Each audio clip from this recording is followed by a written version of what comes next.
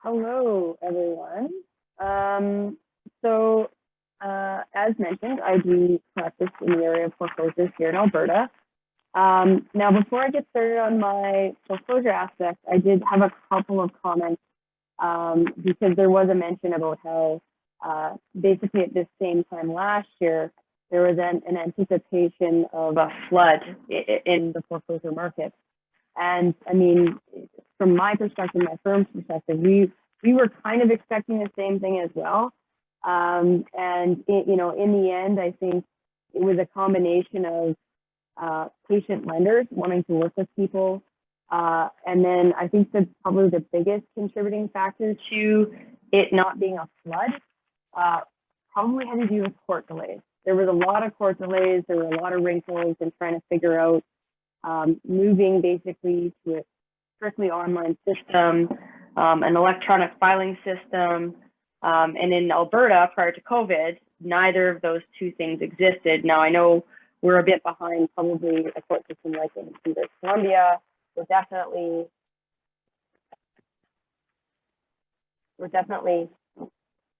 sorry, I think there's a bit of a, let me just.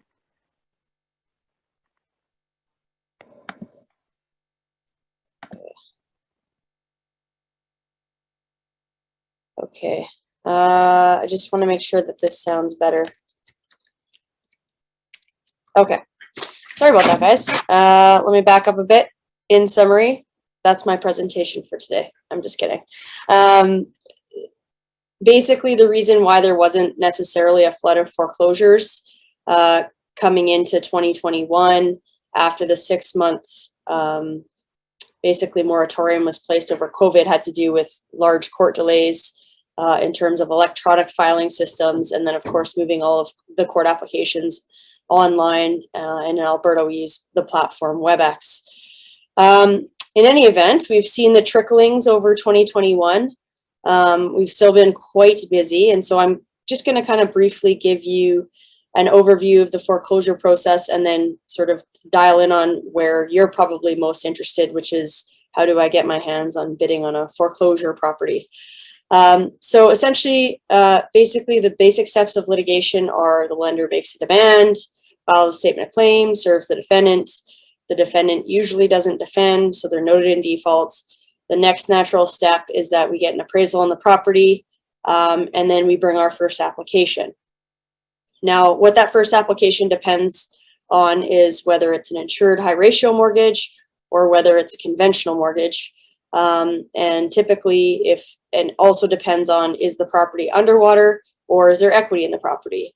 Of course, if the property is underwater, then the lender is looking to basically quickly take possession of that property, put it into their inventory, and then make their own attempts to try and recover the amount of mortgage proceeds advanced to try and recoup that cost. If there is equity, whether it's a small amount of equity or a large amount of equity, determines the next step in the process. So as part of the next application, sometimes if there's a ton of equity, and by a ton of equity, let's say ballpark 30, 40 grand, more than that on a residential property, the court will often put in a redemption period, which is essentially a period where the action stayed to allow the mortgagee or the mortgagor, to refinance the property. But if there's a smaller amount of equity, then it goes straight to a listing stage. There are essentially two ways, and now I should say that this is specific to Alberta courts, because British Columbia has their own way of selling off foreclosed properties, and I think from my knowledge of it, it's slightly more aggressive than the way that the Alberta courts approach it. In BC, they have a conduct of sale, and they're really trying to kind of fire sell off properties. Whereas in Alberta, it's a very court-regulated process where they're wanting to ensure that fair market value is being achieved where possible on recouping values of properties. So the two different ways that properties are listed in Alberta are either through a judicial listing with a real estate agent, and the other way is through a judicial listing on Kijiji. And Kijiji is typically done when there's very little equity, but the common law still requires the property to be listed publicly. And then, of course, a judicial listing is when there's more equity and it gets listed through a real estate agent that goes through the normal course of listing and showing properties.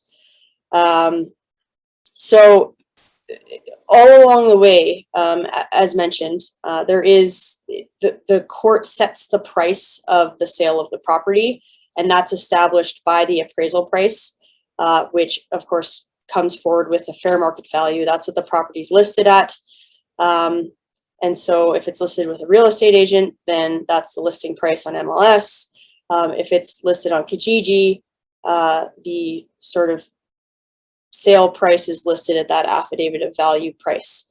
So as an investor, when you're looking at these types of listings, typically you'll see sort of a reserve bid, if you want to call it that. And that you can approach as not necessarily a starting point, but something that if you're going to submit a bid on, you want to get close enough that the court will accept it. And then also in terms of bidding, it's going to depend on if other people are bidding on that property, which I'll get to in a second.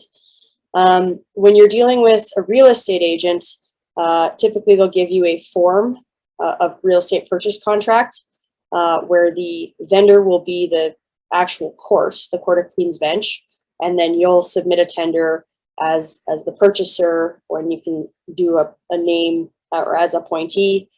You would then submit your offer price, and then that tender is put in to the court, submitted to the court along with any other tenders received. In that case, where there is a judicial listing, you'll likely have contact with, on the legal side of things, usually with the paralegal running the file or the lawyer. You can try and get some more information off of them in terms of the affidavit of value, or if there are other bids. There isn't always an obligation to disclose that there are other bids, and particularly not the price of the bids. It's typically a sealed offer that you will be putting in, and it's an as is where is offer, and has to be unconditional to put forward to the court. So that has to do with real estate listings, and then I'll switch to the other type of listings, which is by Kijiji. So if you go on Kijiji, you can basically just type in judicial sale, and up will pop up all of the judicial listings, and it will basically have sort of a typical wording pursuant to an order. It's offered for sale by tender for the price of X. Here's a description of the property. This is what it looks like. There's not usually a ton of information, but it does tell you how to submit a tender. And when it's listed by Kijiji, the tenders actually get submitted directly to the court, where you're required to submit your tender with 10% of the price you are offering. And then it gives you deadlines for submitting those tenders.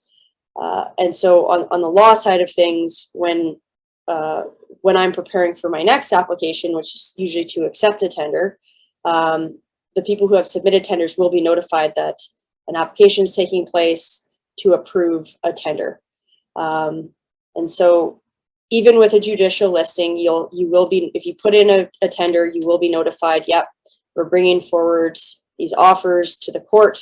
And usually if you're in contact with the paralegal or the real estate agent, you'll usually be told, like, we're seeking to approve your bid. And with the Kijiji listings, you will not find out until you show up for court. So if you are very interested in a specific property, you will want to attend the actual application that's going to choose the successful bidder.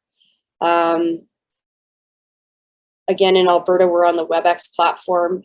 That can be a little bit tricky to navigate. And so you may have to call the court, particularly with a Kijiji listing, call the court and inquire as to where's the application being held, what's the link, what courtroom, that type of thing. With a judicial listing with a real estate agent, you'll typically be provided that information directly through the real estate agent, or you can get it from the paralegal. So it's important to kind of stay on top of those details, because When I attend court to approve a listing, I don't necessarily check to see that people have put in bids are there, because 9 times out of 10, someone will put in a bid and then not even show up, and it just gets approved, and then the deal closes. We let them know, and that kind of thing. So if it's a property you're super interested in, then it's definitely something you're gonna want to do, is attend to make sure that your bid is represented, and B, if there is a competing bid, the court typically will adjourn the matter one more time and give the parties who are competing for the property one further attempt. Okay, put in your highest and best offer. Sealed bid process. We'll be back 2 weeks from today, and kind of give the 2 competing bids, or whoever's still in the game, a last opportunity to put forward an offer on that property. So that's essentially the gist of the judicial sale process. After a successful bid is accepted by the court, you would be notified. The closings typically happen within 30 days of the order being granted, and the conveyancing, of course, happens through the law firm that is performing the foreclosure.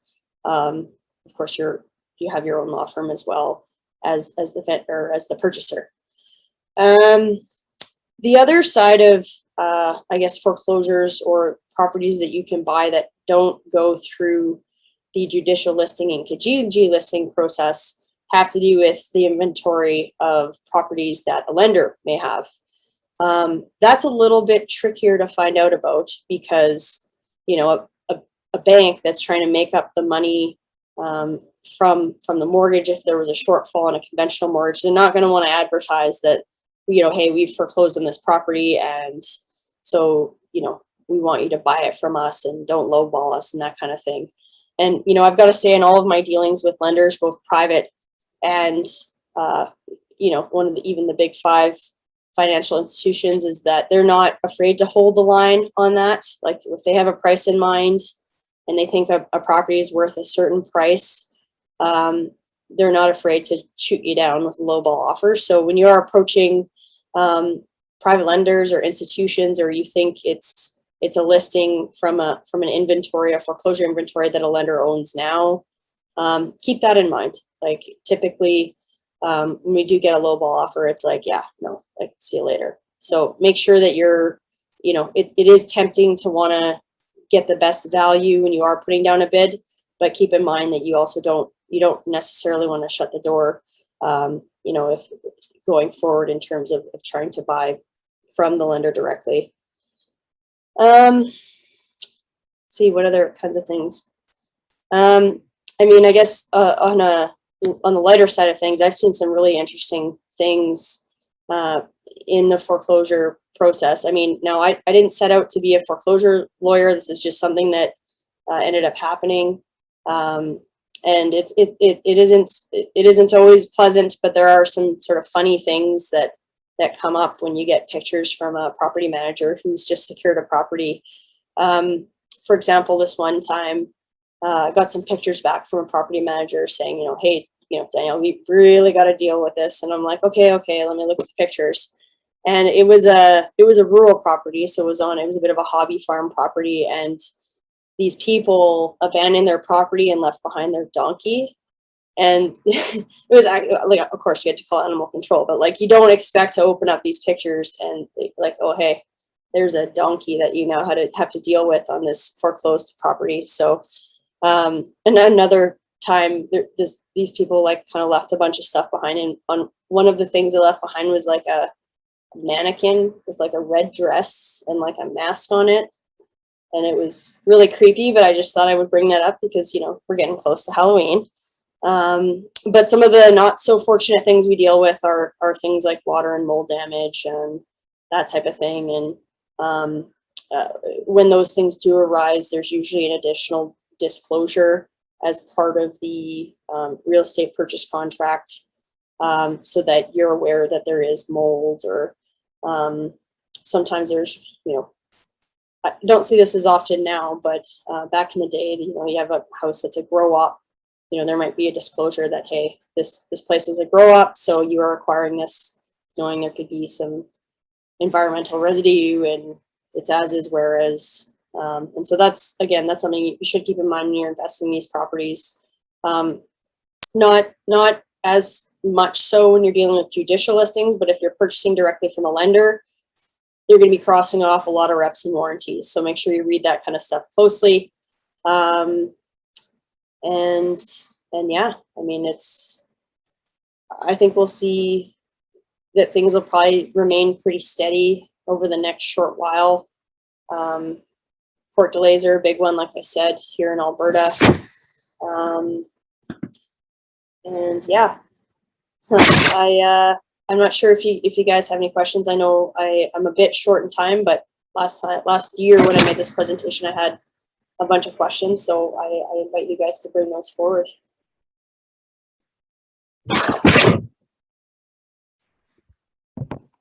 I don't know if it's just going to pop in my chat or not. Yeah, thanks, Danielle. It's Devin here in Edmonton, and we'll certainly take a look and see if there's any questions that pop up in the chat box or from the Edmonton audience. Is there any questions?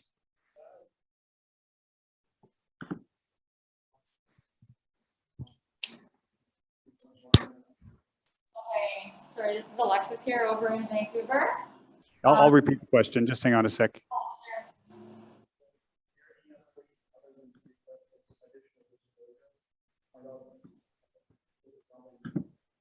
That's sight unseen. So Danielle, basically the question, if I'm getting it, I'm kind of paraphrase here. Is there any way to mitigate your risk and any way to do due diligence on a property that you're not able to see?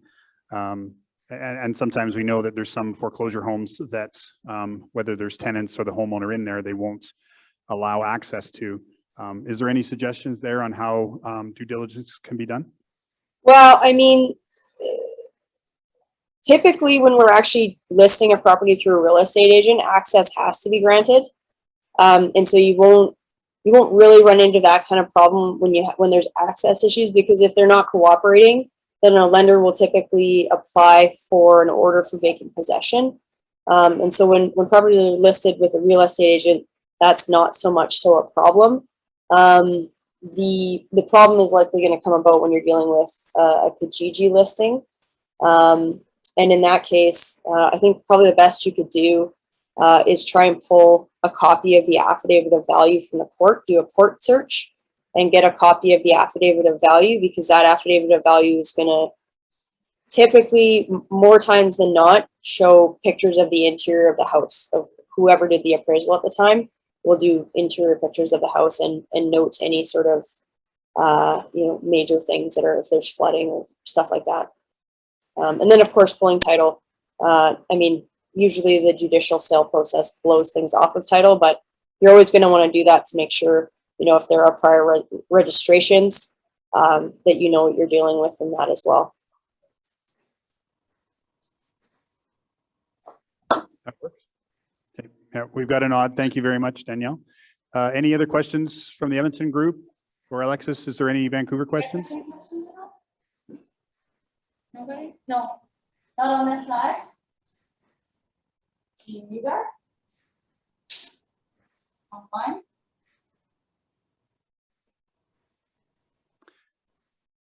Danielle, why do some properties go to the courts for foreclosure, and why do some stay with the lender? So this kind of goes back to the process I explained right at the start. So properties that go directly to a lender are typically properties that are underwater already. So the amount owing on the mortgage is significantly more, or is more than the market value price. So then the lender will go straight. They have the ability in a high ratio mortgage situation to go straight to an order sale to plaintiff. And that's a fancy way of saying an order that transfers title directly to the lender, as opposed to having to go through a public sale process. I think there was a question. Hang on, we've got another question here in the Edmonton. It says here, you mentioned court delays. How long do you expect until some of the backlog begins to work its way more substantially through the system and we start to see more foreclosures coming through? That's a very good question. It really depends on the region. So Calgary seems to have a better streamlined process than Edmonton. Edmonton is still working through some kinks. I know they're trying to work really hard, but right now, for example, if I were to file an application, I probably wouldn't get it back for 2 weeks, and the application would be probably at least a month from now. Whereas before, you could take something to get filed, and you could have the application next week as long as you left yourself enough time for service. So a lot of the delays come from the backlog of filing, and then the court lists are quite full right now. Particularly in Edmonton, I can't say for sure that it's really gotten a ton better, but I know that they're trying to roll out some more streamlined systems, particularly with respect to filing, so that applications aren't held up by that process. So, I mean, hopefully within, before the end of the year, they have some of those wrinkles ironed out. But the wheels of justice turn slowly at the court clerk's office. So. Okay, we've got another question from online here.